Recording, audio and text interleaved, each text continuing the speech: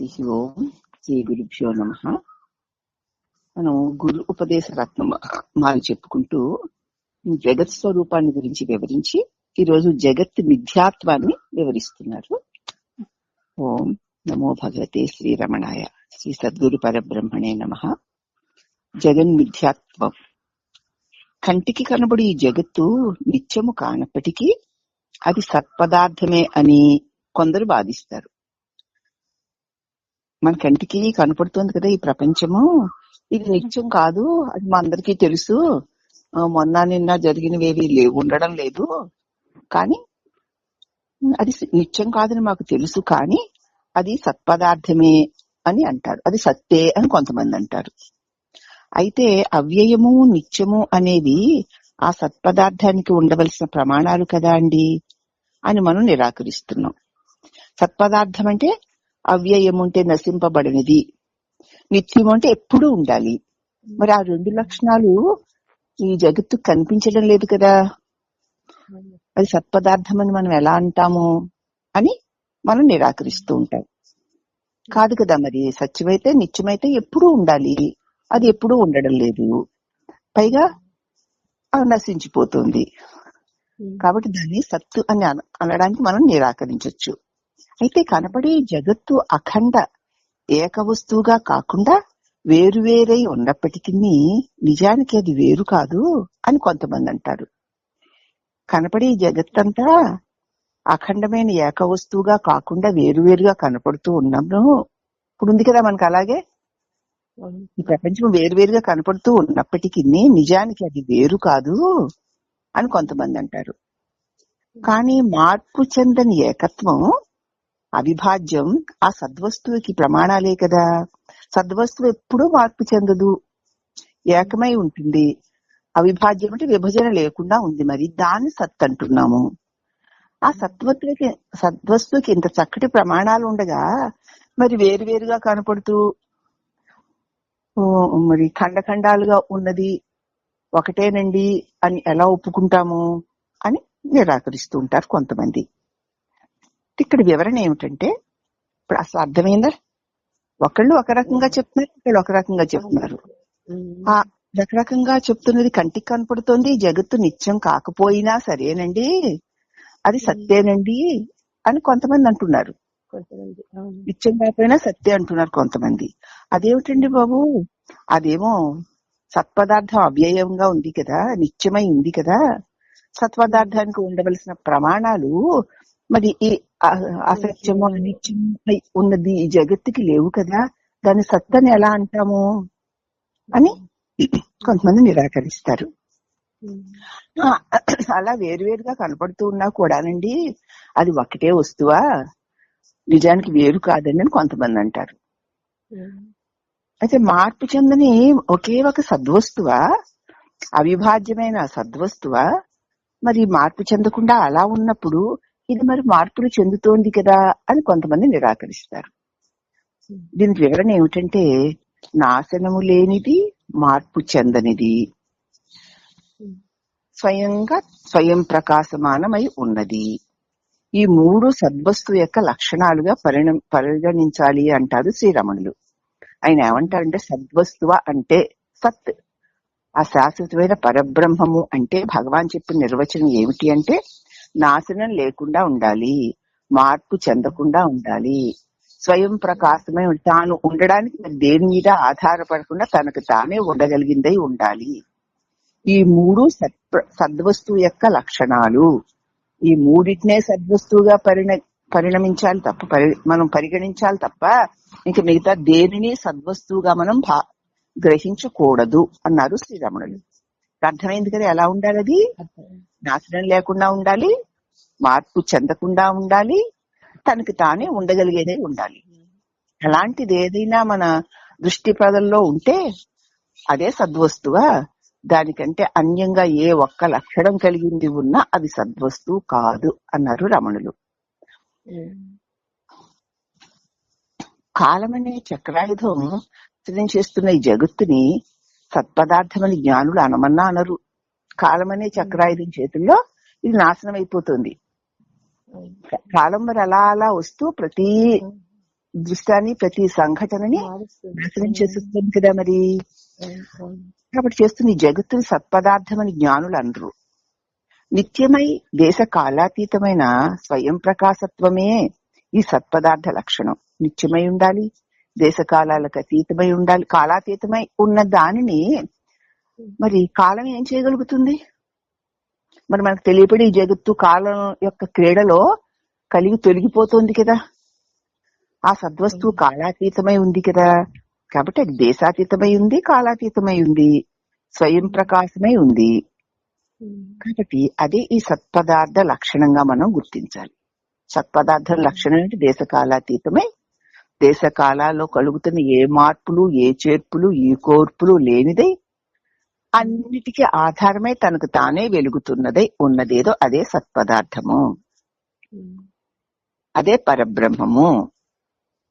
మిగతావన్నీ కూడా దాని మీద ఆధారపడి, కాలము కూడా ఆ పరమాత్మ మీదే ఆధారపడి, ఆ కాలం యొక్క ఆధీనంలో దేశము, ఈ కనపడే జగత్తు మరి కాల యొక్క కదలికతో పాటు కదిలిపోతూ ఉండగా దీన్ని సత్పదార్థమని ఎప్పటికీ మనం గుర్తించకూడదు అంటున్నారు.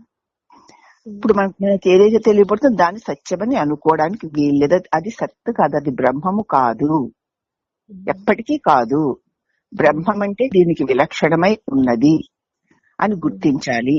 అంటే సాధకులు ఎవరైతే జ్ఞానం పొందాలని, మోక్షాన్ని పొందాలని, స్వరూపాన్ని పొందాలని తీవ్ర కాంక్షతో ఉంటారో వారికి ఇది ఉపయోగపడుతుంది. మిగతా వాళ్ళందరికీ కూడా దేశ కాలాలలో ఉన్నటువంటి నానా రకాల వస్తు రూపాల మీద ఆశతో ఎవరైతే ఉంటారో వారికి మరి ఈ దేశంలో, ఈ కాలంలో, ఈ వస్తువుల్లో, ఈ రూపాల్లో దేవుడు ఉన్నాడు, అతడు మిమ్మల్ని కాపాడుతాడు, రక్షిస్తాడు అన్నది చెల్లుతుంది.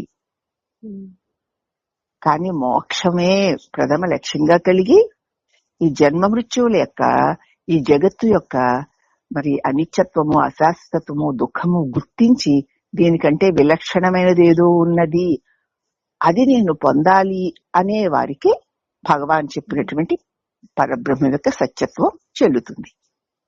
ఇంకా దేశంతో, లోకంతో, కాలంతో, దేహాలతో సంబంధపడి ఉన్న వాళ్ళకి అది చెల్లదు. దానిలో కూడా దేవుడు ఉన్నాడుగా. దేశకాలాలతో ఇది మారిపోతూ ఉన్నా, ఈ జగత్తు రకరకాలుగా మరి నశించిపోతూ ఉన్నా, వాట్లలో ఉన్న దానిలో నుంచి వచ్చేవి మాకు కావాలి అనుకున్నప్పుడు దేవుడు కూడా వాళ్ళకి వాట్లలోనే దొరుకుతాడు. అవి ఎంత నిత్యాలో, ఎంత సత్యాలో ఆ దేవుడు కూడా అంతే. అంతే సత్యము, అంతే నిత్యము.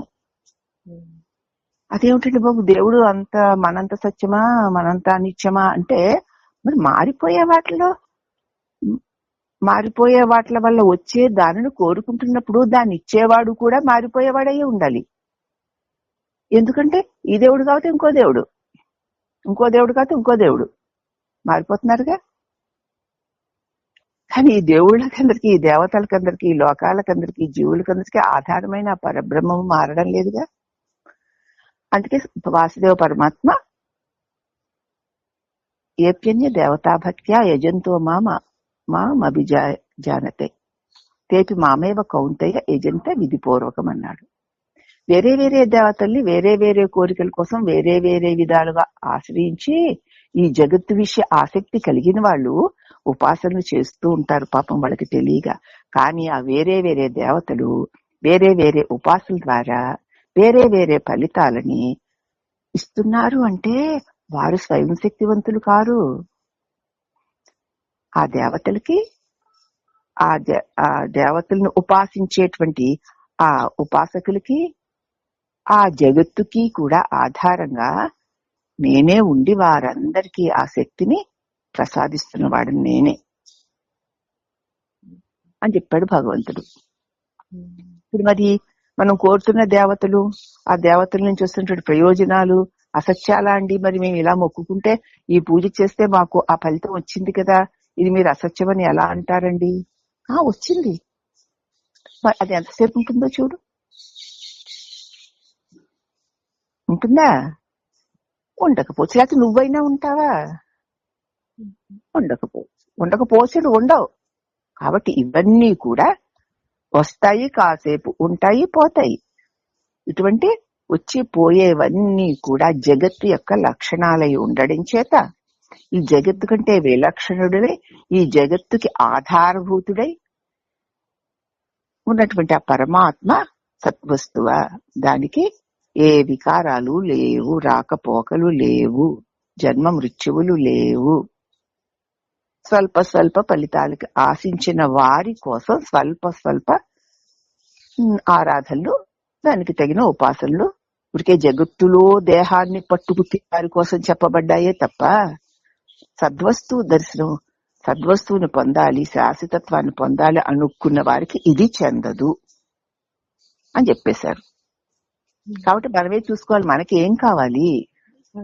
ఈ జగత్తులో నుంచి వచ్చే క్షణభంగురమైన దేహ సంబంధమైన మరి సుఖభోగాలో కష్టాలో అవి తీరడాలో కావాలా, అసలు దానికి కారణమైన ఈ శరీరం కదా, ఇలాంటి శరీరం ఇక రాకుండా ఉండాలి అన్నది కావాలా అని ఎవరైతే ఆలోచించుకుని ఖచ్చితంగా నిర్ణయించుకుని వద్దు, దేహం వల్ల కదా ఇవన్నీను, ఈ మోహాలన్నీను, దేహం లేకపోతే ఏ మోహాలు లేవు కదా, దేహమే మహామోహం.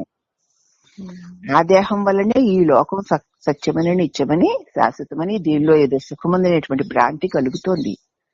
కాబట్టి ఈ దేహం నేనా అని చూస్తే ఈ దేహం నువ్వు ధరించిన వస్త్రం వంటితే తప్ప నువ్వు కాదని, నువ్వు దేహాతీతుడివై సర్వకాల సర్వావస్థల యందు నీవు సదా ఉండు వాడవని, అట్టి నీకు దేహంతో గాని దేహానికి సంబంధించిన ఏ విషయాలతో గాని ఏ సంబంధ బాంధవ్యాలతో గాని ఉరిగేదేమీ లేదని, అవన్నీ తాత్కాలికంగా వచ్చిపోయేవని, నీవు చచ్చిపోయినటువంటి శాశ్వత పరమాత్మని భగవంతుడైన వాసుదేవుడు 2వ అధ్యాయంలో అతి స్పష్టంగా చెబుతూ, మళ్ళీ 4వ అధ్యాయంలో అట్టి జ్ఞానాన్ని ఎలా పొందాలో చెప్పి, ఆ తర్వాత మళ్ళీ 9వ అధ్యాయంలో ఆ పురుషోత్తముడైన పరమాత్ముడు ఎట్టివాడో చూపించి, ఆ తర్వాత దాన్ని భక్తి యోగంతో ఎలా ఉపాసించాలో, పరమాత్మ యొక్క స్వరూపం సర్వే సర్వత్రా అన్నిటికీ ఆధారమై ఎలా వ్యాపించి ఉందో విశ్వరూప సందర్శాన్ని చేయించి విశ్వమంతా అతడిలోనే కలిగి తొలుగుతున్నట్లుగా తోస్తోంది అన్నాడంతే. అంటే అసలు కలగాలేదు తొలగాలేదు అనమాట, వీడు చూస్తుంటే వాడికి తోస్తోంది అని. వాటికి ఆధారంగా పరబ్రహ్మం అనే నేనే ఉన్నానని, నన్ను విడిచి అర్జున నువ్వు కూడా లేవు, నువ్వు నేనేనని మనకి విశ్వరూప సందర్శనలో చెప్పి, దాన్ని పొందడానికి భక్తి అనేటువంటి సాధనాన్ని భక్తి యోగంలో చెప్పి, ఈ అనన్యమైన భక్తితో ఆ ఏకైక సత్యమైన నన్ను గనక తమ భారాలన్నీ పడేసి పట్టుకొని ఉన్నవాడు ఉత్తీర్ణుడవుతాడు, ఇక ఈ దేహ లోక బంధాల్లో పడడు అని చెప్తూ 13వ అధ్యాయంలో దాన్ని ఎలాగ మనం దేహం నుంచి నేను వేరు అన్నదాన్ని ఎలా ఖచ్చితంగా విడదీసుకోవాలని క్షేత్రజ్ఞ విభాగ యోగంలో తెలియజేశాడు భగవంతుడు. తెలియజేసి దానికి గుణాలు ఎట్లా అడ్డొస్తున్నాయో, ఏ గుణాలు ఉన్న వాళ్ళు ఎలా ప్రవర్తిస్తూ ఈ మోహాల్లో పడిపోతారో చెప్పి 15వ అధ్యాయంలో ఆ పరమ పురుషోత్తముడైన పరబ్రహ్మము ప్రాప్తిని అతి స్పష్టంగా, జీవుడు ఎలా వాడి గతులుంటాయి, దేహాన్ని విడిచేటప్పుడు జీవుని యొక్క భావనను బట్టి వాడికి మళ్ళీ జన్మలు ఎలా వస్తాయి అన్నదాన్ని 15వ అధ్యాయంలో స్పష్టం చేసి, ఇక్కడ క్షరమైన శరీరము అక్షరమైన నేననే అహంకార పూర్వకమైన జీవుడు వీరిద్దరికంటే అన్యమైన పురుషోత్తమ ప్రాప్తిని కలిగిస్తాడు 15వ అధ్యాయంలో వాసుదేవుడు. తర్వాత 16, 17 అధ్యాయాల్లో అది మనలో ఉన్నటువంటి దైవీ సంపద, రాక్షస సంపద అంటే అది అజ్ఞానం.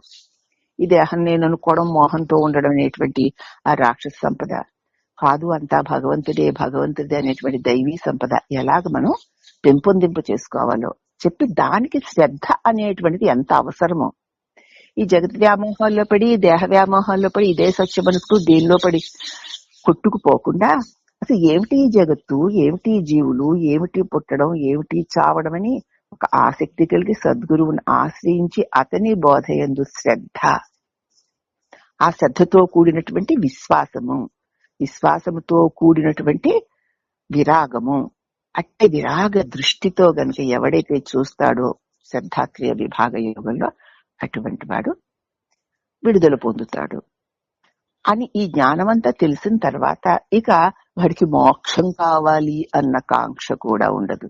ఎందుకంటే తాను బంధంలో లేనే లేడని ఉన్నట్లు అనుకున్నాడని అనుకున్నాడని, తనకి ఏ బంధము లేదని, ఇవి కలిగి తొలిగేవేనని, తాను కలగక తొలగక సదా ప్రకాశిస్తున్న సద్వస్తువైన పరబ్రహ్మమునేనని గుర్తింపచేసి ఇంత బోధ చెప్పాను. కాబట్టి ఈ బోధలో నీకు ఇంతే శరణాగతుడివే అఖండ ప్రకాశమైన నన్ను ఆశ్రయించి ఉండు. నీ సమస్త బాధ్యతలు నా ఆశ్రయంలోనే తీరుతాయి. లేదా నువ్వు నేనే వాసుదేవుడే నేను, నేనే వాసుదేవుడు అని నాతో ఐక్యమై ఉండు. ఈ రెండిట్లో నీకు ఏది నచ్చితే అది చెయ్యి.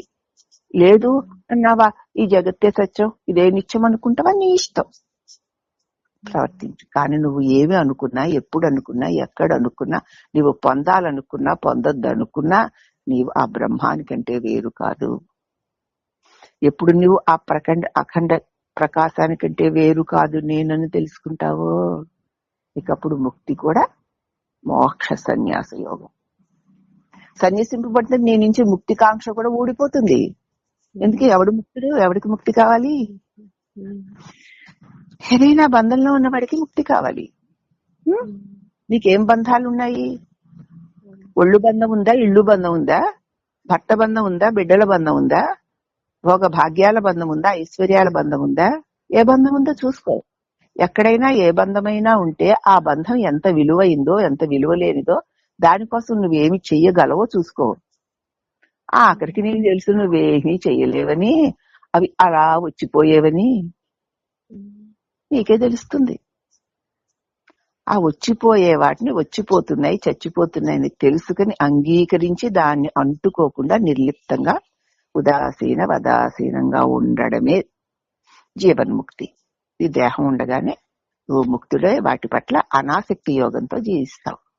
ఎప్పుడు అనాసక్తి యోగంతో నువ్వు జీవించగలుగుతావో ఆసక్తులన్నీ ఉడిగిపోయాయి గనక దేహ ప్రారంధం రాలిపోగానే నీ అనంత స్వరూపంగా నువ్వు మిగిలిపోతావు అని చెప్తాడు మా భగవద్గీతలో. దానినే ఇక్కడ వేనోళ్ళ అనేక రకాలుగా ఈ బోధల రూపంలో ఏ శాస్త్రం చూసినా ఇంతకంటే మరి ఏమీ కనిపించట్లేదు. మరి ఇంకా పెద్ద పెద్ద పండితులు విజ్ఞులు మరి ఏదైనా కనిపించిందో మరి ఏదో చేస్తారో, నా బుద్ధికి అందినంత వరకు, నా అనుభవంలో ఉన్నంత వరకు ఇది మాత్రం స్పష్టంగా తెలుస్తోంది. అదే నేను మీకు ఇవ్వగలుగుతున్నానమ్మా. అదే జగన్మిథ్యాత్వాన్ని ఈ రకంగా నిరూపణ చేసుకున్నప్పుడు మరి ఇక జగత్తు మిథ్యే కదా. మిథ్య అంటే అసలు లేదని కాదు, ఉంటుందిలే, ఉంటుంది కానీ ఉండదు. కానీ ఉండదని తెలుసుకుని నేను ఎప్పుడూ ఉంటా. మరి అట్టి నీకు చితుందా? లేదుగా. కాబట్టి ఆ శాంతిమయమైన సదాశివమే సత్పదార్థం. ఇక్కడ కనిపిస్తున్న పాపాలన్నీ విశ్చిన్నము వలన కలిగిన మనసు యొక్క అసత్య భావాలే. ఈ జగత్తులో కనిపిస్తున్నవన్నీ కూడా మనసు అనేక విధాలుగా అనేక విషయాల వెంట తిరగడం వల్ల కలుగుతున్న అసత్య భావాలే. మనస్సు కనుక ఏ తిరుగుండు లేకుండా ఒకసారి నిలబడితే అది ఇప్పుడే మనకు తెలిస్తే ఇక్కడ అసలు వీటి పట్ల ఏమి మనకి సత్యమా అనిత్యమా, ఇది నిత్యమా, ఇది అవునా, ఇది కాదా అన్న ప్రశ్నే రాదు. అసలు దాని పట్ల ధ్యాసే ఉండదు. ఏదో వచ్చింది ఏదో వెళ్ళిందని ఉంటాం. అంచేత ఆత్మ తప్ప తనకు వేరొక ఉనికి లేని ఈ లోకాన్నంతటినీ, ఆత్మ తప్ప మరొక ఉనికి లేదు, దేనికి ఆధారంగా ఏది లేనటువంటి ఈ లోకాన్నంతా ఆత్మకి అన్యమని దేహాత్మ బుద్ధి చేత దానిని మరొక వస్తువుగా భావించడం అజ్ఞానం యొక్క పర్యవసానం. ఆత్మ తప్ప మరొకటి ఏది శాశ్వతమైన ఉనికి కలిగింది కాదు. ఏదైనా ఉన్నట్టు తోస్తోంది అంటే ఆ తోసేదానికి ముందే సద్వస్తు ఉండాలి. అది ఉండి ఇది తోస్తోంది, అది లేకుండా ఇది తోచదు కదా. అందుచేత ఉన్నట్టు తోచేదంతా మిథ్య, ఉన్నదే సత్యము. దానికి ఉన్నట్టు తోచేదంతా మిథ్యే. ఉన్నదెవరు? నేను. ఉన్నట్టు తోచేదేది? ఈ దేహము, ఇంద్రియములు, మనస్సు, ఈ లోకము. అది నా చేత తోచేది, అదంతా కలిగి తొలిగేదే. ఉన్నట్టు తోచేది ఇది. ఎక్కడి నుంచి మనకి ఈ శరీరానికి బయట ఉన్నది కాదు, ఈ శరీరం కూడా దానిలోదే. ఈ దేహ ఇంద్రియ మనోబుద్ధులు కూడా దానిలోనివే. అవన్నీ నీ చేత తెలియబడుతున్నాయి కదమ్మా. నీ చేత తోచడం అంటే తెలియబడ్డం. నీ చేత తెలియబడేవన్నీ కూడా ఉన్నట్టు తోచేవే. ఇవన్నీ ఉన్నట్టు తోస్తున్నాయి అంటే మరి ఉన్నది అనే సద్వస్తువు ఉండాలిగా, ఒకటి ఉండాలిగా. నాకు మనసు ఉంది, నాకు బుద్ధి ఉంది, నాకు జ్ఞానం ఉంది, నాకు దేహం ఉంది, నాకు ఇంద్రియాలు ఉన్నాయి, నాకు ఇల్లుంది, నాకు ఒళ్ళుంది, అలాగే లోకం ఉంది, ఇలా ఉంది, అలా ఉంది అని అనడానికి ఆధారంగా ఒకటి ఉండాలిగా. అదే సద్వస్తు, అది నీ స్వరూపం. నువ్వు ఉండి ఇవన్నీ ఉన్నాయని ఉన్నట్టు తెలుస్తున్నాయి. కాబట్టి ఆ ఉన్న సద్వస్తువేదో అది ఉంది, దాని యందు ఇవన్నీ ఉన్నట్టు తోచుచున్నవే తప్ప అది సత్యముగా ఉన్నవి కావు అని తెలుసుకోవాలి. ఆత్మ తప్ప తనకి వేరొక ఉనికి లేని ఈ లోకాన్నంతా ఆత్మకి అన్యమని దేహాత్మ బుద్ధి చేత దానిని మరొక వస్తువుగా భావిస్తూ ఉండడం చేత అదంతా అజ్ఞానం యొక్క పర్యవసానమై ఉందని, ఈ దేహం నేను అనుకుని మిగతావన్నీ తనకంటే వేరు అని చూడడం వల్ల కలుగుతున్నటువంటి విపరీతాలే ఇవన్నీ అని చెప్పాను. అంతా మన జ్ఞానం అంతా విపరీత జ్ఞానమే. కానీ విపరీత జ్ఞానం ఎప్పుడు దేహం నేను అనుకుంటే అంతా విపరీత జ్ఞానమే, అంతా అజ్ఞానమే. నేనెవరా అని చూస్తే నేను ఇవన్నీ ఉన్నాయని తెలుసుకునే ప్రకాశాన్ని అని గనుక నేను నువ్వు గుర్తిస్తే నీవే సత్యజ్ఞానానివి. కాబట్టి సత్యజ్ఞానమైన నువ్వు నీ వల్ల ఉండగలుగుతున్నవి అన్నీ కూడా సత్యాలు నిత్యాలనుకొని దానిలో నీ చేత తోచే ఒక దేహము నేననుకొని చేసేటువంటి ఈ ఈ అజ్ఞానపు వ్యవహారాలన్నీ కూడా విపరీత జ్ఞానాలే, అజ్ఞానం యొక్క పర్యవసానమే. ప్రతి ఒక్కరి వ్యవహారము ప్రతి ఒక్కరు ఇలాగే ఉన్నారు. ఏ ఒక్కరో తన్ను గుర్తిరిగి తాను పరబ్రహ్మమునని, తాను ఉన్నానని, తాను ఉండగా ఇవన్నీ ఉన్నట్లు అలా తోస్తూ కలిగి తొలుగుతున్నాయే తప్ప అవి వాటికవే లేవని గుర్తించిన వారే ఒక్కరో తము తామెరిగి ముక్తి స్వరూపంలై ఆనంద స్వరూపులై ఉంటారు. అది కావాలనుకున్న వారు వారిని ఆశ్రయించి దాన్ని వాళ్ళు కూడా పొందగలుగుతారు. కాబట్టి జగత్తు మిథ్య అన్నదాన్ని ఇంత చక్కగా నిర్ణయిస్తున్నారమ్మా. ఇక ప్రపంచ వ్యవహారాల్లో పడి దుఃఖిస్తున్నవో ఈ మనసా, ఇప్పుడు మనమేగా. ఇప్పుడైనా నీవు అన్వేషించి తెలుసుకో, అప్పుడు మాట్లాడు సత్యాన్ని గురించి. నువ్వా సత్యాన్ని గురించి మాట్లాడుతున్నావు? ప్రపంచ వ్యవహారంలో పడిపోయి దుఃఖిస్తున్నవో మనసా, ఇప్పుడైనా నీవు అన్వేషించి తెలుసుకుని సత్యాన్ని గురించి మాట్లాడు. అసత్యమైన ఈ దేహేంద్రియాలతో గ్రహింపబడే ప్రతిదీ సత్యమా లేక అసత్యమా? నువ్వు దేంతో గుర్తిస్తున్నావు ఈ జగత్తుని?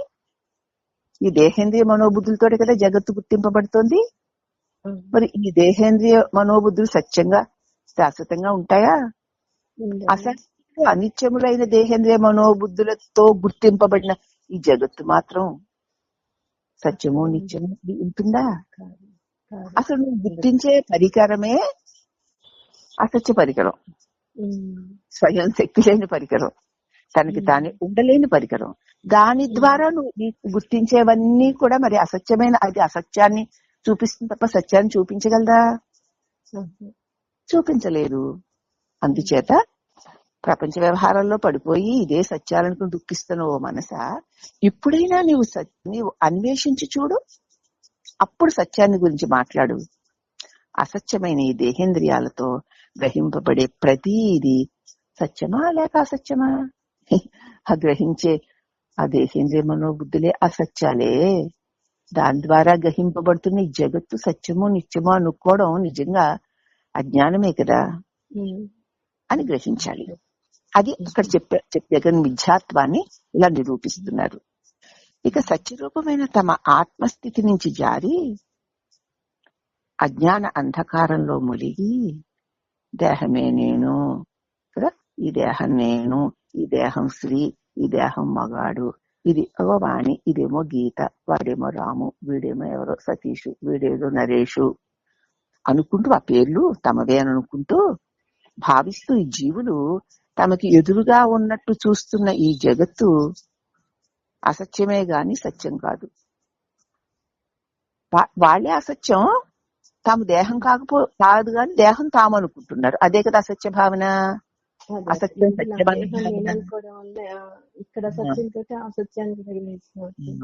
అసత్యం సత్యం అనుకున్న భావన వల్ల అసత్యమైన దేహ జగత్తు కూడా అసత్యమే సత్యం అనిపించేస్తుంది.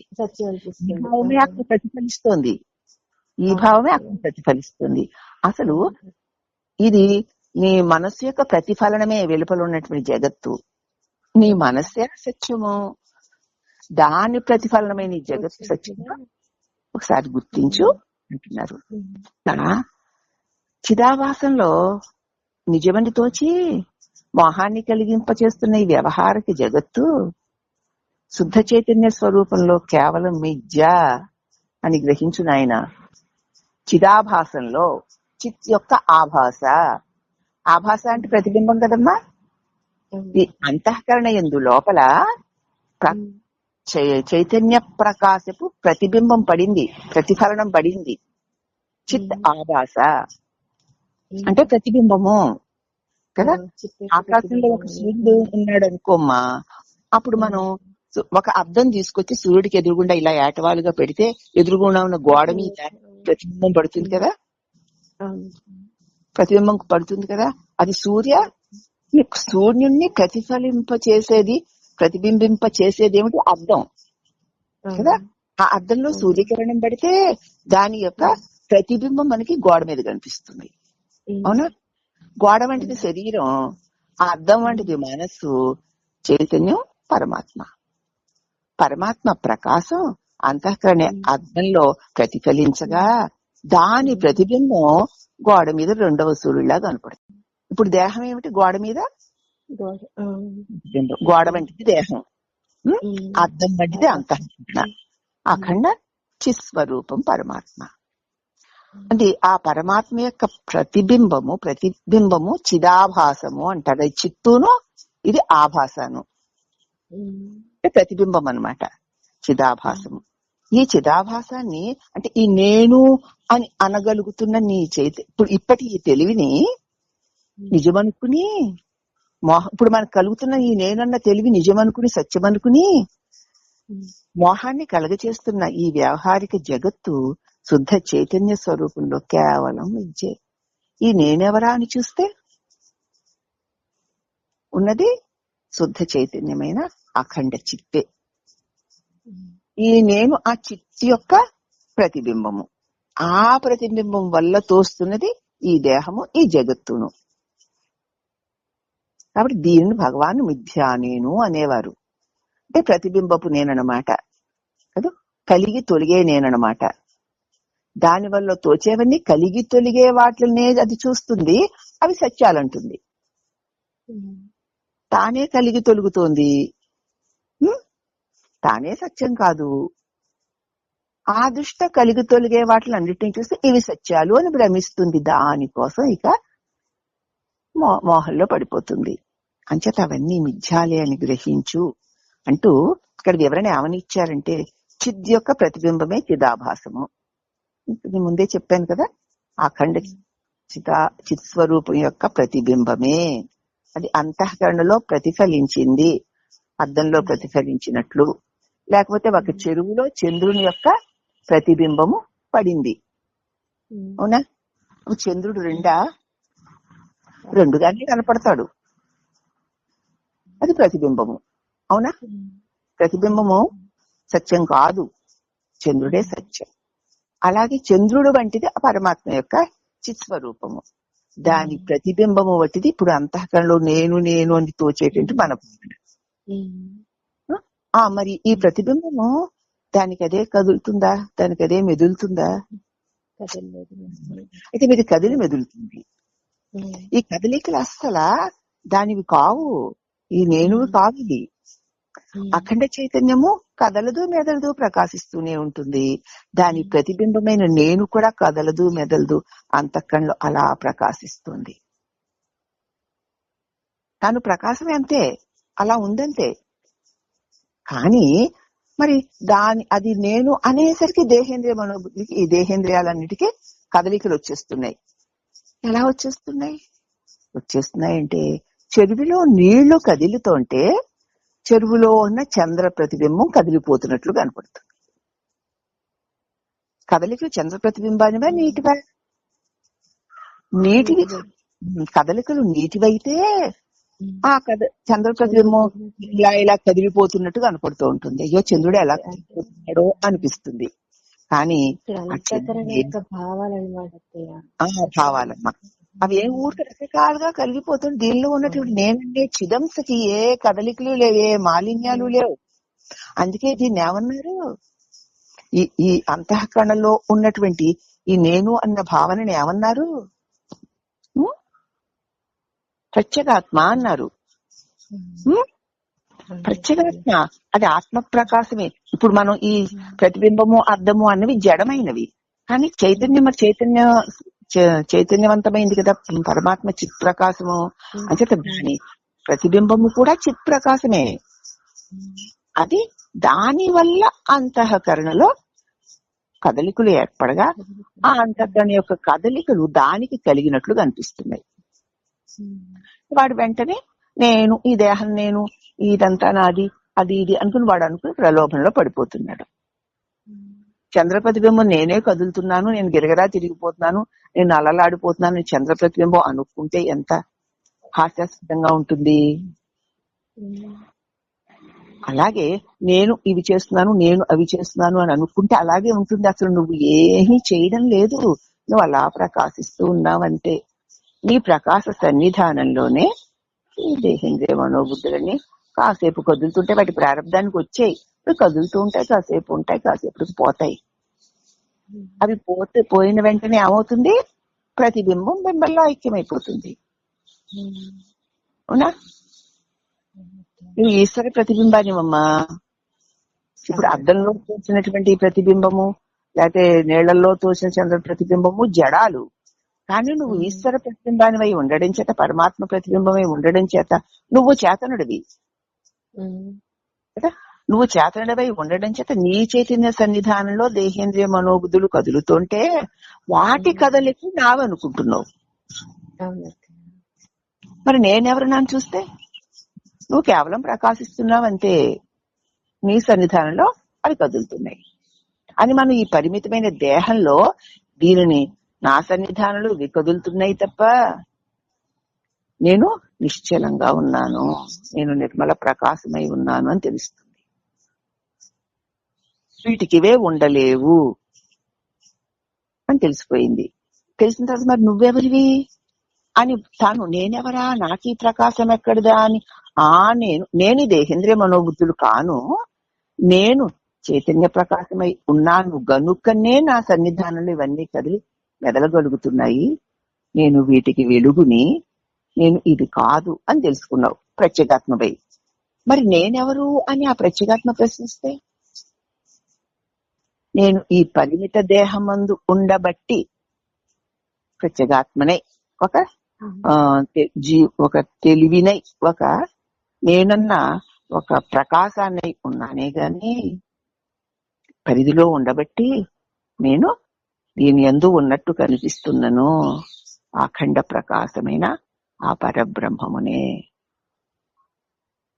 అని తెలుసుకున్నప్పుడు ఏమైంది, నేనులో ఉన్నా, నేను అంతటా అన్నిటా ఉన్నటువంటి అఖండ పరబ్రహ్మ ప్రకాశమునే అయి ఉన్నాను. నేను చిత్స్వరూపమునై ఉన్నాను. ఈ దేహము ఆ చిత్స్వరూపపు ఒక కిరణ లేస సన్నిధానంలో ఈ దేహేంద్రియ మనోబుద్ధులు కదులుతున్నాయి. ఇప్పుడు నేనెవరిని? నేను చైతన్యాన్ని, నేను ప్రకాశాన్ని. నేను అంటే ప్రకాశమే, నేను అంటే చైతన్యమే. ఇప్పుడు ఇంతకుముందు నేను అంటే శరీరమే, నేను అంటే జీవుడినే అని ఉన్నాం ఇంతకాలం. ఎవరైనా నేను అంటే ఎవరంటే వాడిని అంటాను. ఇంకేదో వేదాంతం చెప్తే జీవుడు అంటాను. దేహం పోయినా జీవుడు ఉంటాడు కదా అంటూను. కానీ నేను అంటే జీవుడు కాదు, దేహము కాదు. నేను అంటే చిత్తప్రకాశం, నేను అంటే చైతన్యం, నేను అంటే శక్తి అని నీ నిజస్వరూపాన్ని అదేమ్మా అని తెలుసుకుని నీ స్వరూపాన్ని నిరంతరం అది నువ్వు దానితో ఉండు, దానితో ఉండు, దానితో ఉండు. దీనితో ఉండి ఉండి ఉండి అలవాటైపోయి కదా అల్లాడిపడి జారిపోతుంది. ఇప్పుడు దానితో ఉండి ఉండి ఉండు ఉన్నప్పుడు అది నిజంగా నీ స్వరూపం గనక ఎక్కువ టైం పట్టదు. అది త్వరలోనే. ఎందుకంటే నీళ్లు నీళ్లలో కలిసిపోవడానికి, మంచు నీళ్లలో కలిసిపోవడానికి ఎంతసేపు పడుతుంది? పట్టదు. అంచేత ఎక్కువగా నీ స్వరూప మననంతో, నీ స్వరూప ధ్యానంతో ఉంటూ ఉంటూ ఉండగా నీవు కానిదంతా నీకు అతి స్పష్టంగా తెలుస్తుంది. పోతుంది, చచ్చిపోతుంది, రాలిపోతుంది అనుకోకండి. స్పష్టంగా తెలుస్తుంది. వాటికి వెలుగు నేను కానీ నేను వాటి మీద ఆధారపడి లేను అని నీకు తెలిసిపోతుంది. అప్పుడు ఇంక వీటి పట్ల ప్రత్యేక ఇది వరకు నేను నాది అనే వ్యామోహాలు ఉండవు, వ్యవహారాలు ఉంటాయి. వ్యామోహం లేని వ్యవహారం సాగుతుంది. అదే విడుదల. అదే విడుదల అంటే ఇంకేదో కాదు. అన్నీ ఉంటాయి, ఏదేదో జరుగుతుంది. ఇంతకు ముందు ఏదో వస్తే బాబోయ్ కష్టం దీన్ని భరించలేమనుకున్నాము. సుఖమొస్తే అబ్బో నన్ను మించిన వాడు లేడు అనుకున్నాం. ఇప్పుడు అలా ఏమీ అనుకోం. ఏదో వచ్చింది వెళ్ళిందిలే. ఎందుకంటే అవి వచ్చిపోయేవి చచ్చిపోయేవిను ఎలాగూ ఉండవు, ఎలాగో ఉంటాయి. నేను ఎప్పుడు ఉన్నాను కదా అని వాటి పట్ల వ్యామోహాలు లేని వ్యవహారం సాగుతూ ఉంటున్నది జీవన్ముక్త స్థితి. అంచేత ఈ చిదాభాసంలో నిజమని తోచిన మోహాన్ని కలుగజేస్తున్న వ్యవహారిక జగత్తంతా శుద్ధ చైతన్య స్వరూపంలో కేవలం విద్యే. విద్య అంటే అలా ఉంటాయి అంతే. వచ్చాయి ఆహా, పోయాయి ఆహా అని ఉండడమే.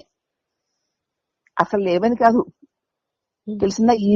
ఈజీగా అదే మా సుఖం అంటే. అసలు చాలా ఈజీగా ఉంటుంది.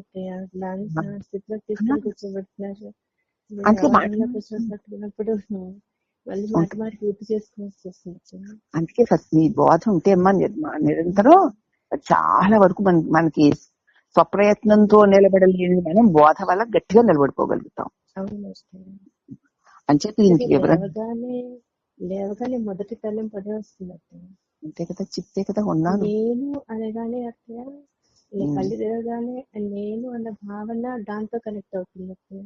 ఇప్పుడు వ్యవహారం చాలాసేపు చాలా కూల్ గా వెళ్ళిపోతుంది అత్తయ్య. అన్నింటి చక్కగా గమనించగలుగుతున్నాను. ఎప్పుడో తెలియకుండా శరీరంలోకి జారిపోతూ అత్తయ్య. మళ్ళీ అదైపోతుంటే మళ్ళీ ఎప్పుడో చేస్తూ ఉంటాము. చేరినప్పుడు కూడా మరి మాటికి మనం స్వరూప స్మరణ. అందుకే నేను చైతన్యాన్ని, ప్రకాశాన్ని, నేను ఇదేది కాదు, ఈ కలిగి తొలిగేవని వ్యవహారకాలను కూడా చెప్పుకుంటూ ఉంటే ఈ చేరుకు కూడా తగ్గిపోతుందమ్మా. అంచేత చిత్ యొక్క ప్రతిబింబమే చిదాభాసం అంటారు. చిత్ అనే శుద్ధ జ్ఞానంతో తమ్ అనే మాలిన్యం అయిన ఉపాధి సంబంధం కలిగింది. చిత్ అసలు శుద్ధ స్వరూపం. చిత్ తమ్ అనేటువంటి ఈ మాలిన్యమైన ఉపాధితో సంబంధం కలిగింది. ఆ ప్రకాశంలోనే మళ్ళీ ఉపాధి కలిగినట్లు కనిపించారు. ఆ అజ్ఞానమే చిత్తమై కూర్చుంది. ఈ చిత్తమే చింతలకి కారణం. కాబట్టి ఈ చింతలకి కారణం చిత్తం. ఈ చిత్తానికి ఆధారం చిత్తు. తం వచ్చిందంటే సొంతం అనుకుని వచ్చేసరికి చిత్తం వచ్చేసింది. వచ్చేసరికి ఇగో చింతలు ఏం చేసేస్తాయి? కానివన్నీ నిజాలు అనిపిస్తూ నిజాన్ని మరుగు చేసేస్తాయి. కాబట్టి జగత్తు మిథ్య, నీ చేత తెలియబడేదంతా మిథ్య. ఉన్నట్టుంటుందే గాని ఉండదు. నువ్వా సదా ఉండు చైతన్య ప్రకాశానికి తప్ప నీ చేత తెలియబడేది ఏది సత్యము శాశ్వతము కాదు అని జగత్ యొక్క మిథ్యాత్వాన్ని నిరూపించి, మరి ఇప్పుడు స్వామి ఎలాగో శరీరంలో కలిసిపోతున్నాం కదా, ప్రపంచ వ్యామోహం ఎలా పోతుంది అన్నదానికి వివరణ ఇస్తున్నారమ్మా. మేక మెడ కింద వేలాడు నిరుపయోగమైన స్తనంలాగా లౌకిక ప్రయోజనాలకి, కర్మలను ఆచరించడానికి లోకులు ఎంతో శ్రమ పడుతున్నారు. మేక మెడ కింద వేలాడేటువంటి నిరుపయోగమైన 2 స్తనాలకు కనిపిస్తాయి. దాన్ని ఎంత మనం పాలు పిండుదామని చూసా దాని నుంచి పాలు రావు కదా. అలాగా లౌకిక ప్రయోజనాల కోసం ఈ కర్మలన్నీ ఆచరించడానికి లోకులు ఎంతో శ్రమ పడతారు. ఏదో ప్రయోజనం రావాలి లోక విషయాల్లో, ఇది చేస్తే అది వస్తుంది, అది చేస్తే ఇది వస్తుంది, ఇది ఇలా చేసాం, మేము అలా చేసాం, అలా అది వచ్చింది ఇది వచ్చింది అనుకుంటూ ఎంతో శ్రమ పడిపోతున్నారు. మరి ఆ మేక మెడ కింద వేలాడేటువంటి స్తనాల్లో కనిపించే వాటి నుంచి పాలు ఎంత పితికినా ఎలా రావో, ఈ జగత్తులో నుంచి నువ్వు ఈ పనులు చేసి ఆ పనులు చేసి సుఖాన్ని, శాశ్వత సుఖాన్ని పొందాలి అనుకుంటే ఎప్పటికీ రాదు. మోక్షాన్నిచ్చే ఆత్మ సాధనాల్ని ఆవగించుకుంటారు. మోక్షాన్నిచ్చే మాట చెప్తే ఎక్కదమ్మా. అని చెప్తే అసలు ఒప్పుకోలేము. ఏదో నిందిస్తున్నారు, కోపడుతున్నారు, ఏదో అలా చెప్పేస్తా ఉంటే ఇదంతా అసత్యం అంటారు, అనిత్యం అంటారు. వాళ్ళు ఏమన్నా వీటిని పట్టుకోకుండా ఉంటున్నారా, వాళ్ళతో వ్యవహారం చేయకుండా ఉంటున్నారా, మనకు అలా చెప్పేస్తారు అని ఆవగించుకుంటారు. దానికి మరి దాని పేరేం పేరు భజగోవిందంలో చెప్పాడు కదా, త్వయిమయీ సర్వత్రైకో విష్ణుః వ్యర్థం కూప్యసి మయ్య సహిష్ణుః. నువ్వు నేను అందరూ అఖండ చైతన్య ప్రకాశమైన నారాయణుడేగా. అలా అని చెప్తే నా మీద నీకు కోపం, వినవో వినిపించుకోవు. పైగా అలా చెప్తావేమిటో నా మీద కోపపడతావు, నన్ను నిందిస్తావు. కానీ సత్యం అదే. సర్వత్ర త్వం సమచిత్తత్వం వాంఛస్తీరాత్ అది విష్ణుత్వం. అందరి యందు, నీ యందు, నా యందు, కుక్క యందు, నక్క యందు, సమస్త జీవుల యందు ఉన్న ఏక వస్తువును ఒక్కసారి చూడనైనా. అదేరా నారాయణుడు, అదేరా విష్ణువు, అదేరా శివుడని మీరు చేసే ఉపాసనలు. ఆ రూపాలను పట్టుకు చేస్తున్నారు గాని అన్ని రూపాలలో వ్యాప్తి ఆ వ్యాపక చైతన్యమే విష్ణువురా. ఆ విష్ణువుని విడిచి ఎవ్వరూ లేరురా. ఆ విష్ణువు యందు ఉన్న ప్రతి ఒక్కడు విష్ణువే. నువ్వు నేను అందరూ విష్ణువు వల్లే. ఈ దేహ వైభవాలన్నీ, ఈ దేహ చైతన్యాలన్నీ, ఇవన్నీ విష్ణువేరా. నా మీద ఎందుకురా కోప్పడతావు, సత్యం చెప్తే వినరా. కొంచెం అర్థం చేసుకోనాయన. ఎందుకంటే జన్మ మృత్యువులు పరంపరలుగా కలిగినటువంటి ఈ సంసార సాగరంలో ఇది ఎన్నో దుఃఖాలు పడుతున్నావు నాయన. కాబట్టి నువ్వు ఒక్కసారి నిలబడు, చెప్పింది విను బాబు అని పాపం బతిమాలుతున్నాడు ఆయన. దానికి చిన్నప్పుడు ఎప్పుడో మరి మా అమ్మ మా నాన్నమ్మ ఎవరు చెప్పారు కానీ, ఈ సంసార పయోధిలోన పడి మేమీది దేహంబుపై ఆశలు మానక తేలుచు మునుగుచున్ ప్రాణ ప్రయాణోన్ముఖాయ సంబుల్లి శత సంఖ్యలో చితిమి దేవా నిత్య సుఖమిమ్మాయని మిమ్ము ప్రార్థింతు సిద్ధుండను అని ఒక భక్తుడు, ఒక జ్ఞానం ఆ పరమాత్మను ప్రార్థించినటువంటి, అది ఎలా వచ్చిందో నాకు తెలియదు అని ప్రతి నిత్యం ఇది, ప్రతి క్షణం ఇదే స్ఫురణ. ఈ సంసార పయోధి అంటే సాగరం పడి ఇది జన్మలు జన్మలు జన్మలు జన్మలు ఎత్తి మేము ఇది అయినా ఏ దేహం వస్తే ఆ దేహం మీద ఆశపోక తేలుచు ములుగుచు, మొలగడం అంటే చావడం, తేలడం అంటే పుట్టడం, ప్రాణ ప్రయాణ ఉన్ముఖాయ సంబులు. ఈ ప్రాణ ప్రయాణాలు ఒక దేశం నుంచి ఇక ప్రయాణం చేసి చేసి చేసి ఈ ఆయాసాలు, ఈ బాధలు ఇక పడలేకపోతున్నాను స్వామి. బహుసంఖ్యలు ఎన్ని జన్మలెత్తావో తెలీదు. వచ్చి తిని దేవా ఇక చాలు చాలు నిత్య సుఖమిమ్మాయనుచు మిమ్ము ప్రార్థింతు సిద్ధుండను. నిత్య సుఖాన్ని ఇమ్మని మిమ్మల్ని ప్రార్థిస్తున్నాను స్వామి. ప్రార్థించిన క్షణంలోనే మీ కరుణ నాకు సిద్ధించి నన్ను సిద్ధుణ్ణి చెయ్యి ఈశ్వరా అని ప్రార్థిస్తారమ్మా. చిన్న పద్యం ఎన్నిసార్లు, 1,00,000 సార్లు పాడానేమో ఈ పద్యం.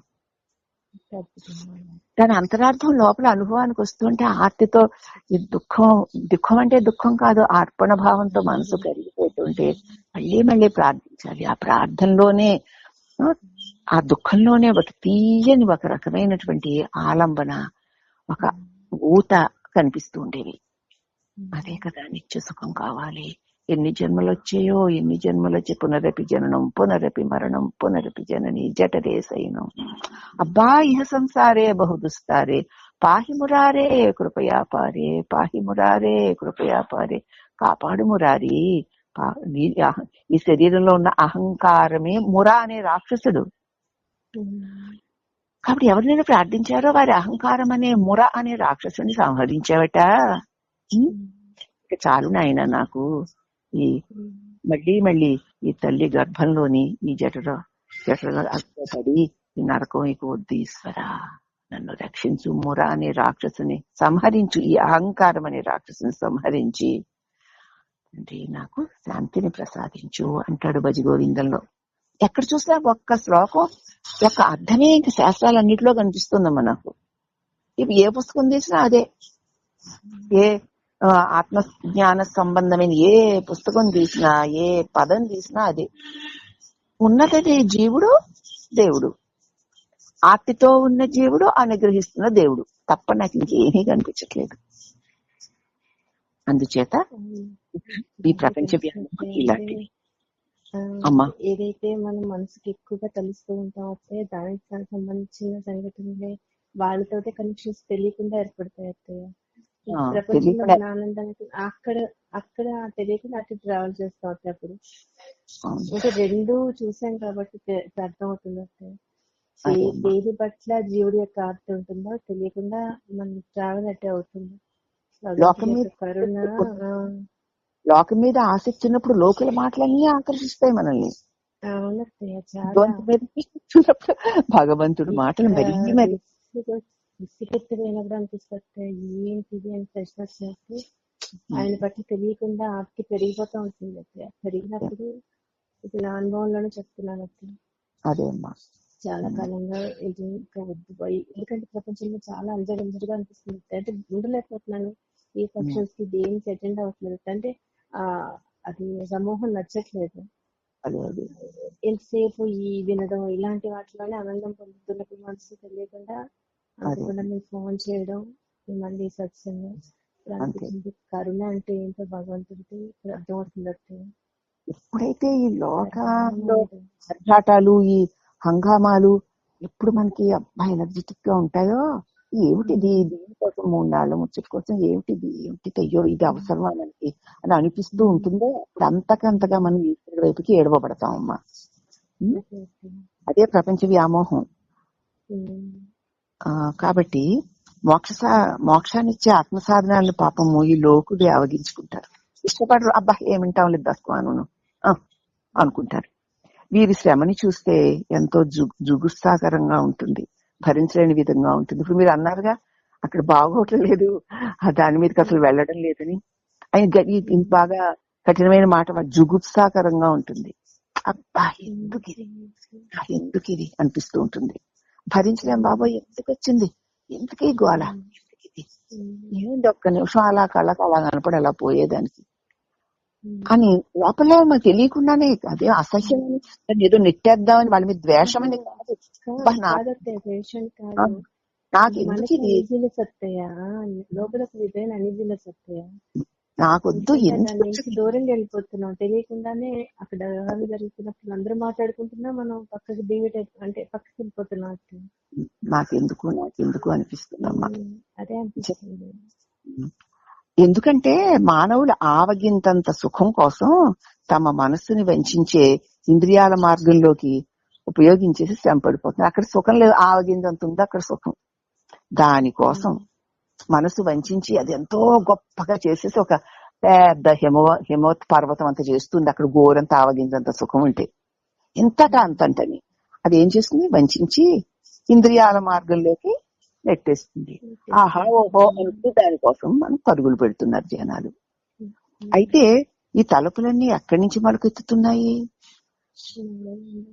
అని చూస్తే ఆ క్షేత్రం అనే హృదయాన్ని నేనెవరు, ఎక్కడి నుంచి మొలకెత్తుతున్నాయి, హృదయంలో నుంచి. ఆ హృదయ క్షేత్రాన్ని నేనెవరా అని విచారణతో బాగా దున్ని, ఎవరు నేను, ఈ దేహమా లేకపోతే ఇంద్రియాలా, ఈ మనస్సా నేను? మరి నిద్రలో లేకుండా పోయి మెలకువలో వస్తున్నాను, నేనెవరు? ఇంతకీ నిన్నటి నేను నేనా, ఈవేళ నేనా, రేపటికి ఉంటానో లేనో తెలియని నేనా? అసలు నేనెవరు నేనెవరని నీ హృదయంలో నిన్ను నువ్వే ప్రశ్నించుకుంటూ పోతే అంతులేని ఆనందం అనే పంటని నీ హృదయ క్షేత్రంలోనే నువ్వు పొందుతావు.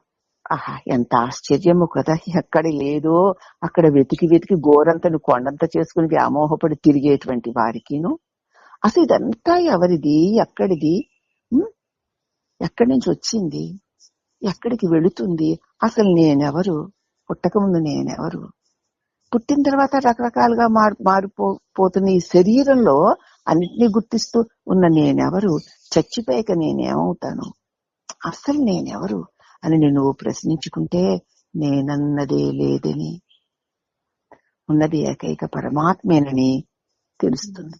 ఆహా, ఎంత ఆశ్చర్యం అంటున్నారమ్మా. ఆత్మభాస్కరుని ధర్మపత్ని చంద్రుడనే జీవుడు. ఆత్మ ప్రకాశపు ధర్మపత్నియే ఈ మనస్సు. జీవుడు అంటే మనసు కదా. ఏంటంటేనమ్మా, ఇది ఆత్మభాస్కరుని పత్నే చంద్రుడు అనబడేటువంటి ఈ మనస్సు అంటే జీవుడు. ఆత్మ అనేటువంటి గృహంలో ఉండవలసింది చంద్రుడు అనేటువంటి స్త్రీ. అంటే చంద్రుడు స్వయం ప్రకాశవంతుడు కాదమ్మా, సూర్యప్రకాశం.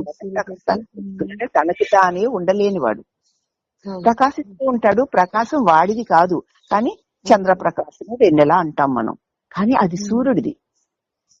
కాబట్టి ఆత్మభాస్కరుడు నీలో అఖండ చైతన్య స్వరూపమైన ఆత్మభాస్కరుని ధర్మపత్ని వంటి చంద్రుడు మనస్సు అంటే జీవుడు అనమాట.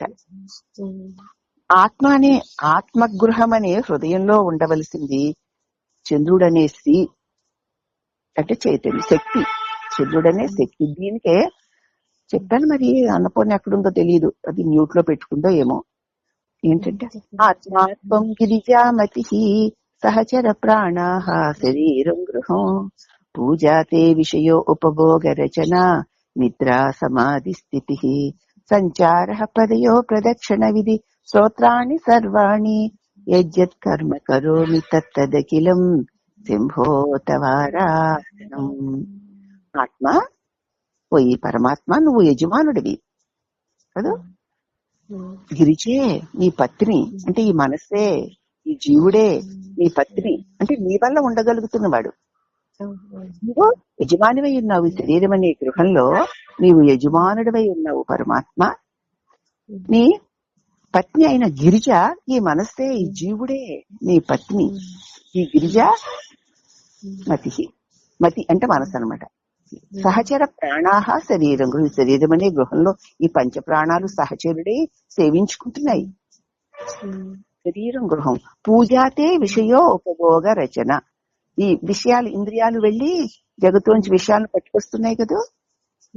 ఈ మనసు అనేటువంటి గిరిజమ్మ గారు అంటే ఆత్మస్వరూపమైన పరమాత్ముడి భార్య గారైనటువంటి మనసు అనేటువంటి జీవుడు అనేటువంటి గిరిజమ్మ గారు ప్రాణాల చేత లోపలి గృహాన్ని శుభ్రం చేయించుకుంటూ మరి ఇంద్రియాలని ఈ వెలి ప్రపంచం, పరమాత్ముడిదే అయిన వెలి ప్రపంచంలోని విషయాలనేటువంటి సంహారాలని పంపిస్తుంది వాడిని. పంపించి వీటిలో 5 పంపించి ఇది పట్టుకురా, కంటితో దృశ్యాలు పట్టుకురా, చెవితో శబ్దాలు పట్టుకురా, ఇవి పట్టుకురా పంపించి పనివాళ్ళుగా తెప్పించుకుని వాటిలన్నిటిని వాడుకుని కదా. పూజాతే విషయో ఉపభోగ, విషయాలను అనుభవిస్తూ ఉపయోగ రచన నీ పూజ కోసమే. ఈ వినడం ఆ పరమాత్ముడి కోసమే, ఈ తినడం పరమాత్ముడి కోసమే, ఈ చూడడం పరమాత్ముడి కోసమే అని ఈ మనసునే ఇచ్చి నీ కోసమే నీదే అయినటువంటి ఇంద్రియాలను, నీదే అయినటువంటి విషయాలు తెప్పించి నీకే అర్పిస్తుంది. నిద్రపోతుంది, సమాధి స్థితి. నిద్రపోయినప్పుడు ఈ గిరిజమ్మ ఏం చేస్తుంది? నీవే కదూ పతివే, నిన్ను గాఢాలింగనం చేసుకుని తన్ని పూర్తిగా నీకు అర్పించుకుని తాను లేకుండా నీలో కలిసిపోతుంది. నిద్ర సమాధి స్థితి అని మళ్ళీ ఇచ్చింది అంటే ఈ కాళ్ళతో తిరిగేదంతా హే పరమేశ్వర, హే పరమాత్మ మీ ప్రదక్షిణమే.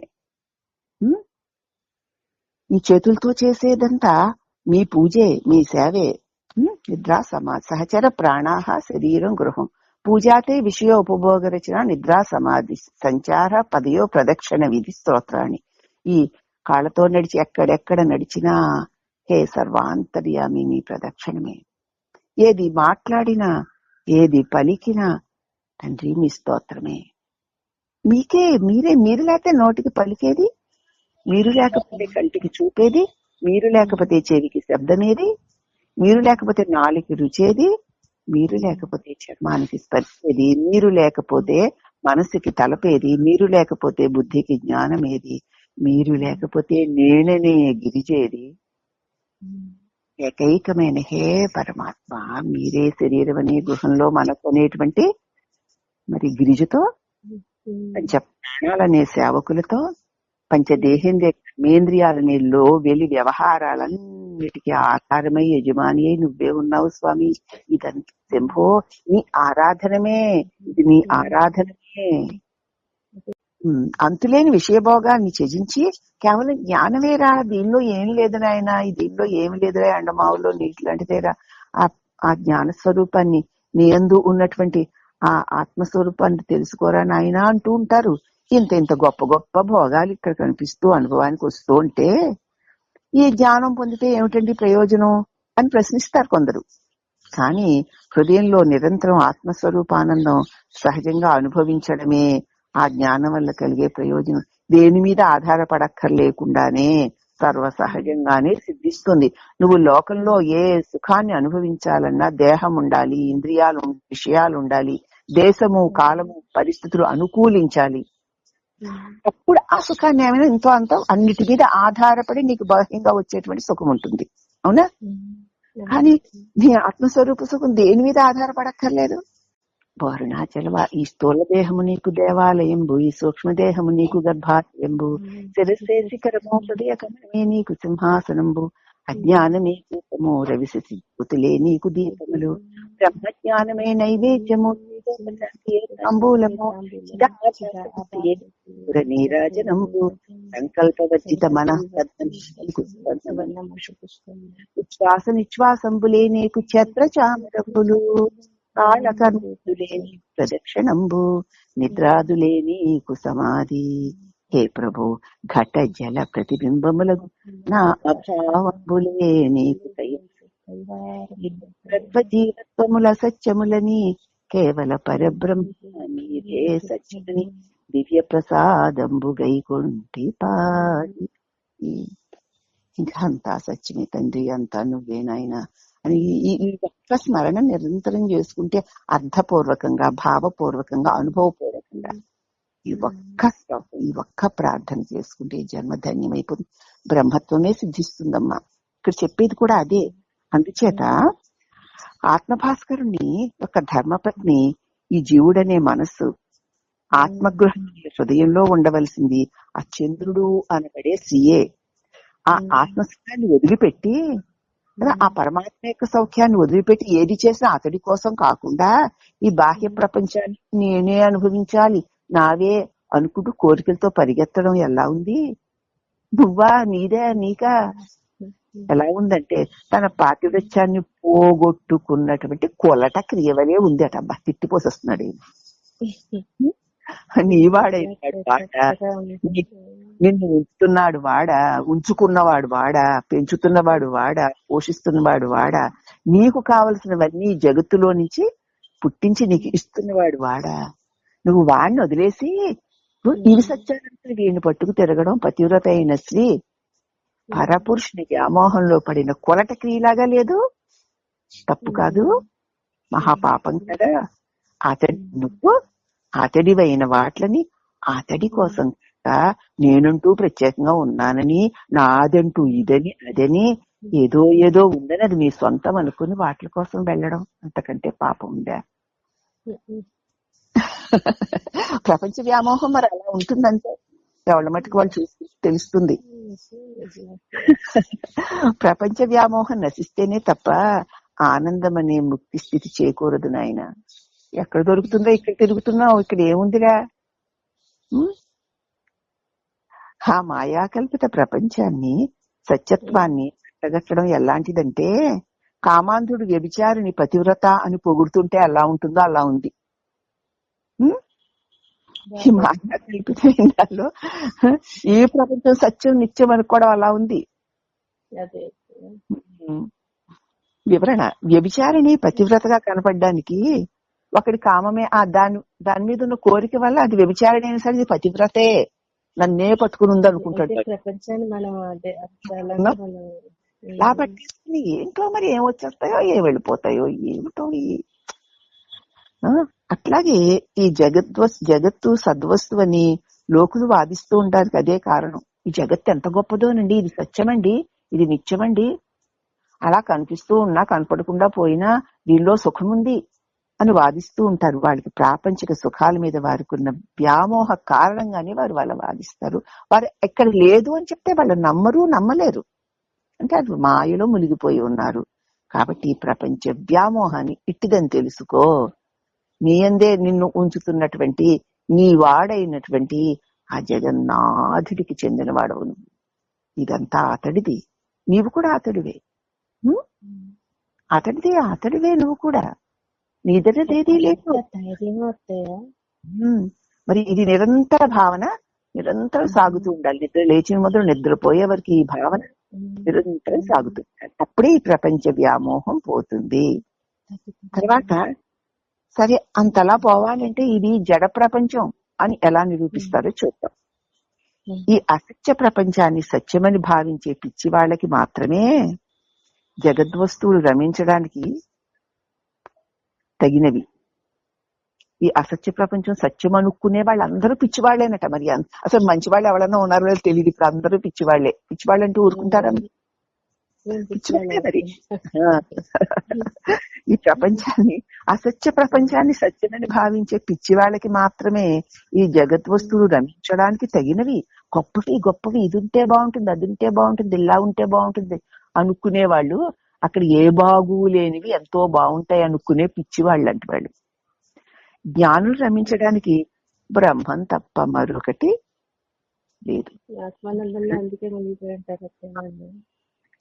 జ్ఞానుడికి మాత్రం రమించడానికి బ్రహ్మం తప్ప మరొకటి లేదు. అందుకే భగవంతుడు చెప్పేశాడు భగవద్గీతలో, యస్వాత్మ రతిదేవస్య ఆత్మతృప్తస్య మానవః ఆత్మన్యేవ సంతుష్టః తస్య కార్యం న విద్యతే. ఆత్మయందు తనయందు తానే ఆ బ్రహ్మానందంలో రమించేవాడికి చేయడానికి పని ఏముందయ్యా అంటాడు.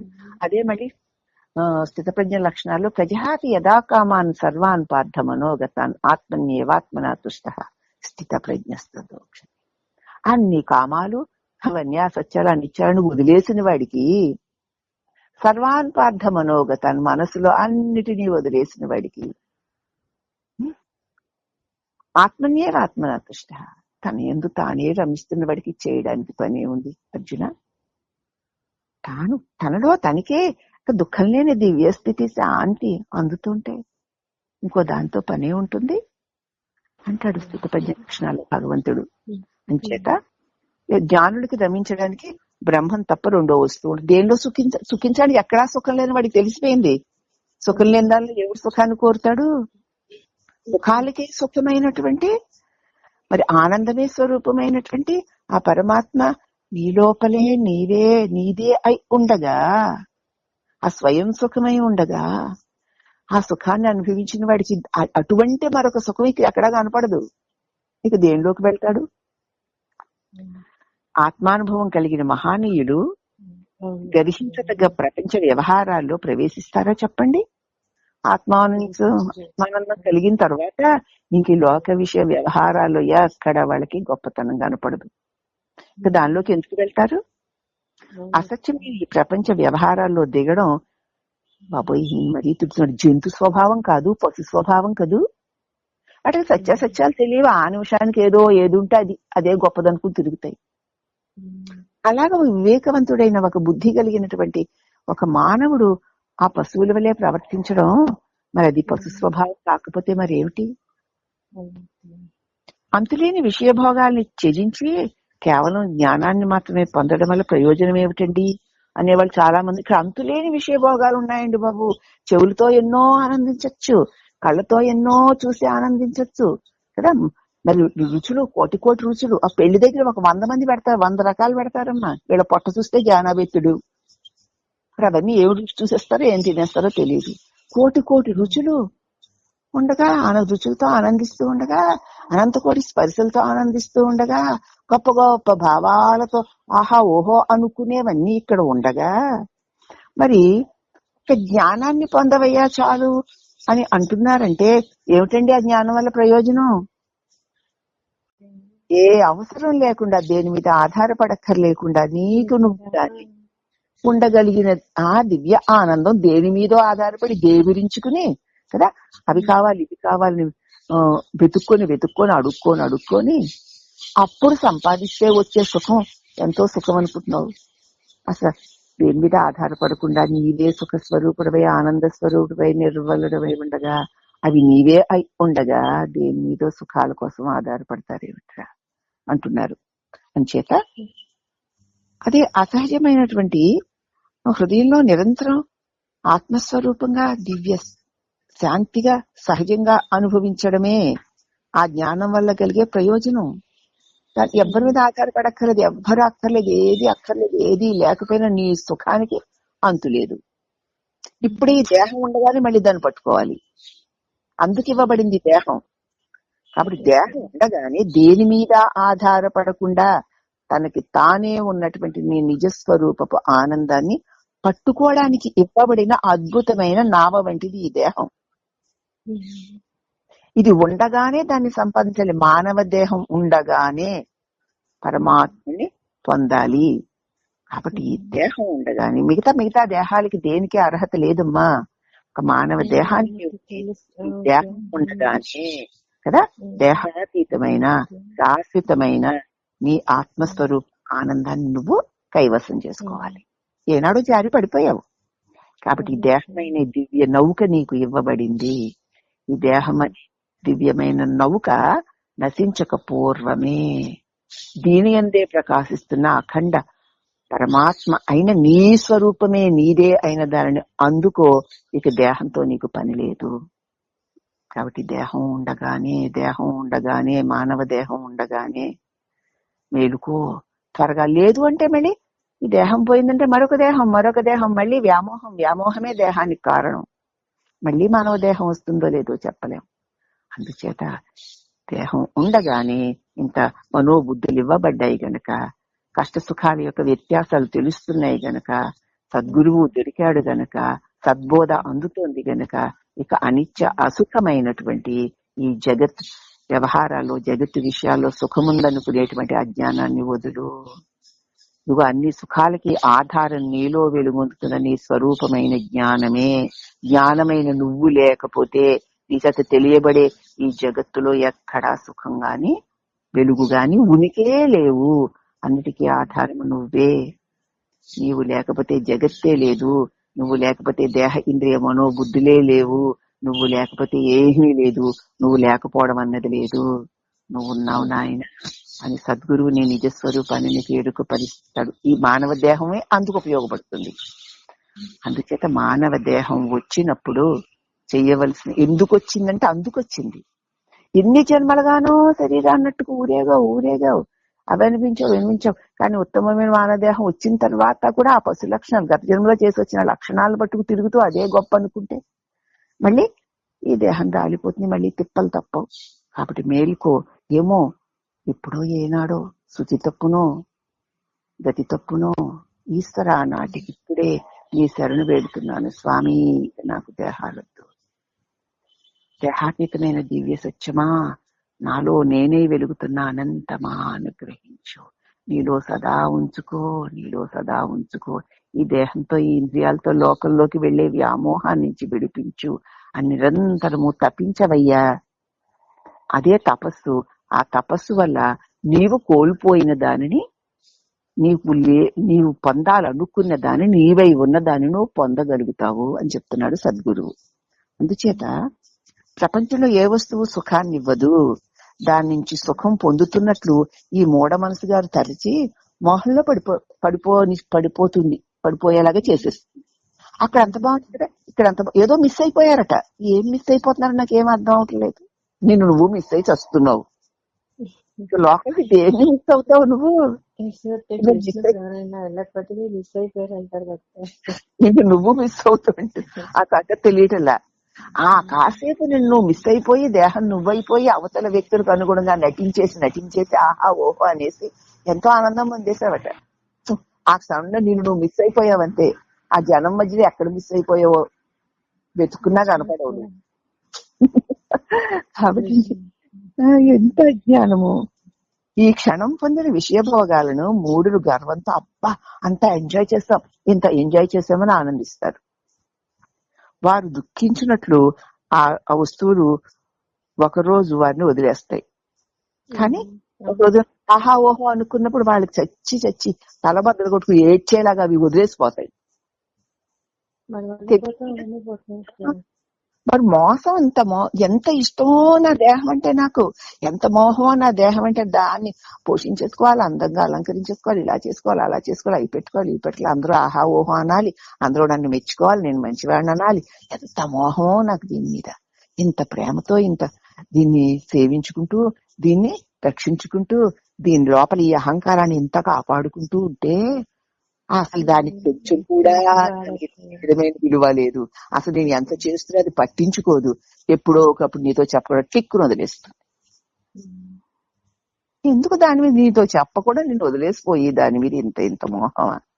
ఎంత పోషిస్తే మాత్రం, ఎంత సంరక్షిస్తే మాత్రం అది ఆహా అంటుందా ఓహో అంటుందా? అనదే. ఎప్పుడో ఒకప్పుడు ఇంత ప్రేమిస్తుంది, పాపం నన్ను ఇంత ప్రేమిస్తున్నాడు కదా వీడిని వదిలి వెళ్ళడం నాకు న్యాయం కాదు, ధర్మం కాదు అని పట్టుకుని ఏమైనా ఉంటుందా? దానికి జాలి దయ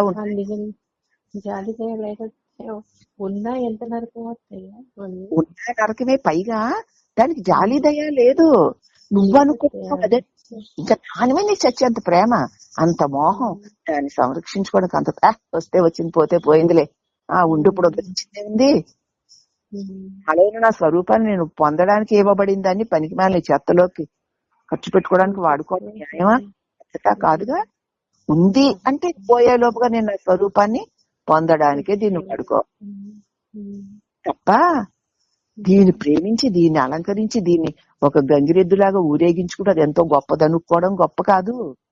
దీన్ని ఎవరు ఎంత పొగిడినా ఇది ఎప్పుడు నిన్ను పొగడదు, నిన్ను తప్పకుండా వదిలేస్తుంది. కాబట్టి అది ఎందుకు వచ్చిందో దాన్ని సద్వినియోగం చేసుకో.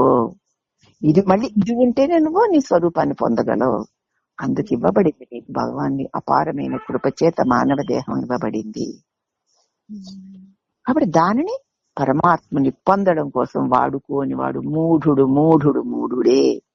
కాబట్టి ఆ వస్తువులను పాపం ఎంతో గర్వంతో ఇంత అంత సంపాదించుకుని మేమెంత బాగున్నామో అని గర్వంతో ఆనందిస్తున్నటువంటి మూఢులు ఆ వస్తువులు ఎప్పుడో వాడిని వదిలి వెళ్ళిపోతే అయ్యో పట్టరాని దుఃఖంలో పడి కొట్టుకుపోతారు.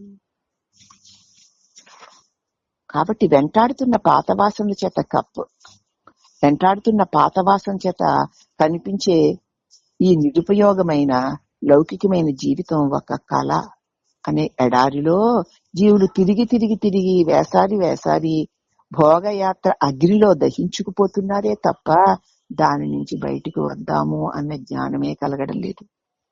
ఆ తాపాన్ని పూర్తిగా పోగొట్టుకుందామని అనిపించడం లేదు. కానీ ఆ తాపాన్ని పూర్తిగా పోగొట్టేది మూడు అవస్థలకు అతీతమైన తురీయ అవస్థలో ప్రకాశించే విశాలమైన జ్ఞానమైన బోధ. దాని నీడలోనే నీవు శాంతిని పొందగలవు.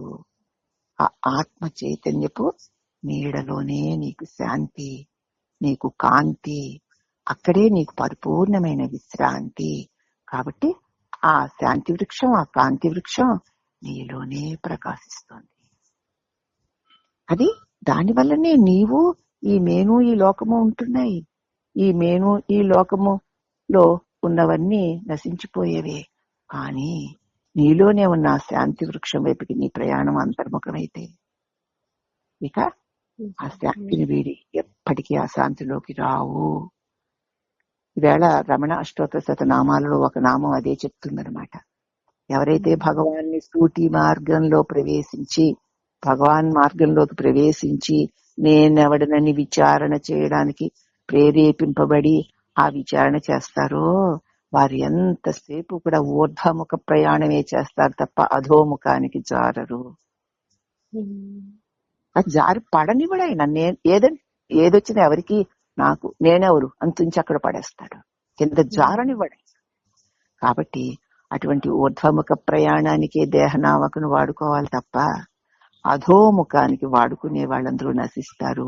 అటువంటి దివ్యమైనటువంటి జ్ఞాన బోధలో మన రమణేశ్వరులు మనల్ని ఎంతసేపు అంతర్ముఖ ప్రయాణం, ఊర్ధ్వముఖ ప్రయాణం చేయిస్తూ నేనులోకి చేర్చి నేను మూలంలో నేను అదృశ్యమైపోయేలాగా చేసి ఇక మేలుతో అవసరం లేని దివ్య స్థితిని ప్రసాదిస్తాడు శ్రీరమణేశ్వరుడు.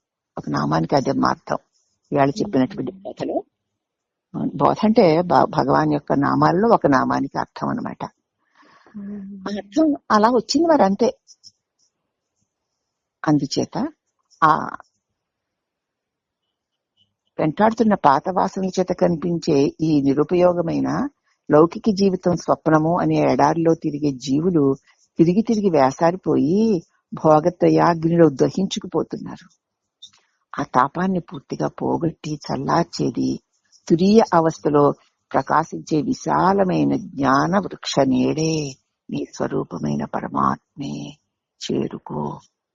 ఎంత త్వరగా నీవు అంతర్ముఖుడవై నిన్ను ఈ జగత్తుని ఉంచుతున్న పరమాత్మని ఆశ్రయిస్తావో అప్పుడు తప్ప నీకు ఈ దుఃఖాల శోకమోహాల ఈ జన్మ మృత్యువుల ప్రయాణం ఆగదు అని చెప్తున్నారమ్మా.